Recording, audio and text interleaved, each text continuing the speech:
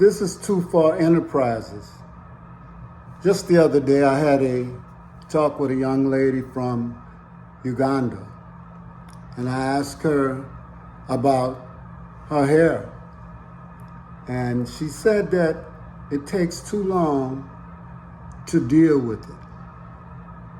But I know she did not know her history, and I told her that what I saw was beautiful, but I'd like other people to comment on black women's hair and black men's hair because I'm not an authority, but I'm gonna tell you what history has taught us about African hair.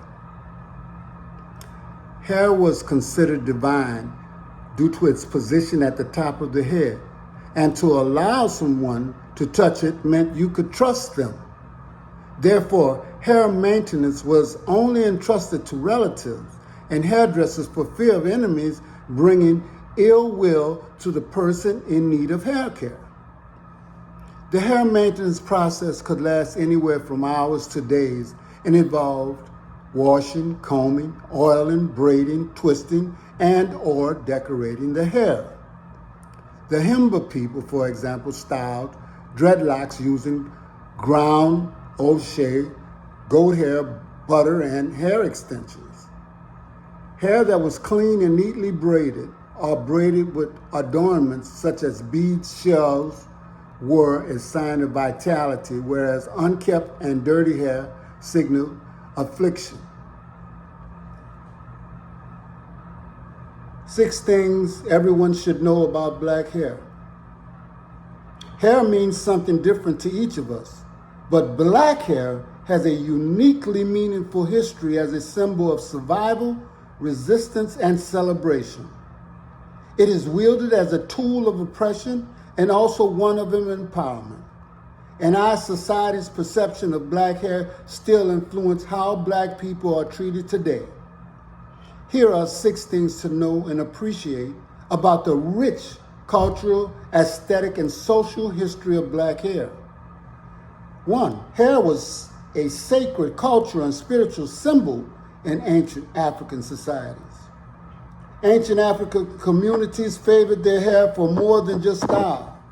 Throughout the continent, a hair lifestyle or hairstyle could tell you a lot about who the people were, where they came from, and the authors in this book, Hair Story, Untangling the Roots of Black Hair in History, Ayaya Bird and Laurie L. Thorpe, explained that braids and other intricate hairstyles were historically worn to signify marital status, age, religion, wealth, and rank in society. From king's ornate beaded braids to special hairdresses worn by new mothers, these styles had deep cultural and historical roots. It could take hours and even days to create these artful looks. So hairstyling was also important as a social ritual, a time to bond with family and friends, a tradition that was passed on for generations. Slave traders shaved the heads of all African people they captured, the first step in a process of systematic culture and identity erasure, because hair was also thought to be a source of personal and spiritual power. As most elevated parts of the body, some communities believed it connected with the divine.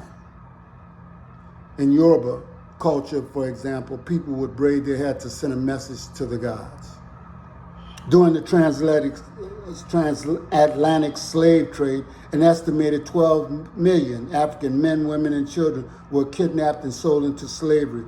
One of the first things they did, as I said earlier, was shave off their head. Considering the strong spiritual and cultural importance of hair in Africa, it was a particularly dehumanizing act intended to strip away their connection to their cultures. When their hair grew back, they no longer had access to herbal treatments, oils, combs from their homeland. Hair that was once a source of pride and expression of identity was often tucked away beneath cloth to cover rough, tangled stresses and shield them from hours spent toiling in the sun. With limited tools and time to care for their hair, people got creative with what they had at their disposal. Hair texture and styling played an important role in the survival of enslaved people. Texturism, the belief that certain hair patterns are better than others, became widespread because the era of slavery. The texture of an enslaved person's hair could determine their value, working conditions, which in turn might impact their overall health, comfort, and chances for freedom. Eurocentric beauty standards dictated that coily and dark hair were unattractive and inferior. Good hair was characterized by straighter, more European features. Lighter-skinned, straighter-haired slaves were favored and selected for more desirable positions in the house, so many slaves had to go to dangerous lengths to straighten their hair using hot or butter knives or chemicals that burn their skin. This damaging mentality of good hair and bad hair has passed down for generations, and it still influences many perceptions of natural black hair today. Braids also transformed into a tool for slaves looking to escape freedom because drawing on or writing directions was risky and often difficult with little or no education. They would cornrow their hair to a map to escape ropes and braiding the plaits into patterns that resembled roads to travel or avoid. Small bits of gold and seeds were hidden in the braids to sustain them after their release. Now, laws passed in the 18th century forced black women to cover their hair in public. When black women in the South started wearing their hair in beautiful, elaborate styles, that attracted a lot of attention. Many saw it as a threat to the status quo. So in 1786, the governor of Louisiana passed the Taignon law, which required black women to wear a taignon, scarf or wrap over their head as a way of signifying they were a member of the slave class, even if they were free.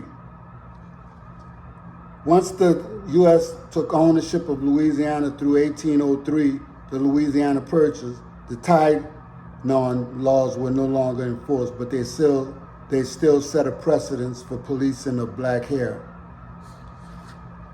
In the 1960s, the Afro became a symbol of self-empowerment and activism, an extension of the civil rights movement. The Black Power movement of the 1960s and 70s aimed to change black communities' understanding of itself and its influence on society. Some people felt like straightening hair reflected a history of forced assimilation, so embracing their natural textures were a way of reclaiming their roots. Rocked by iconic black activists, scholars, and artists like Angela Davis, Toni Morrison, and Nina Simone, the highly symbolized the enduring fight against racism. Institutional bias against black hair still exists today and will continue to exist if we don't push for change. The Perception Institute 2016 Good Hair suggests that a majority of people, regardless of race and gender, hold some bias toward women of color based on their hair. You can explore the results and take the hair bias test they developed here. A 2020 Duke University study also found that black women with natural hairstyles were perceived as less professional, less competent, and were less likely to be recommended for job interviews. And candidates with straight hair, well, you know who got the job. With the Crown Act, the first legislation in U.S. history to ban discrimination based on hair, style, and texture, now passed in several states on its way to becoming a national law, we're on a hopeful path to more inclusivity, acceptance, and appreciation of all hairstyles. Now, that's all I have for today, but I wanted to point that out because I mentioned in my last video, I was referring to something about Fannie Lou Hamer because she came into the video and she didn't have time to do a lot of the things that women normally do, but she was a warrior. 2 Fall Enterprises out.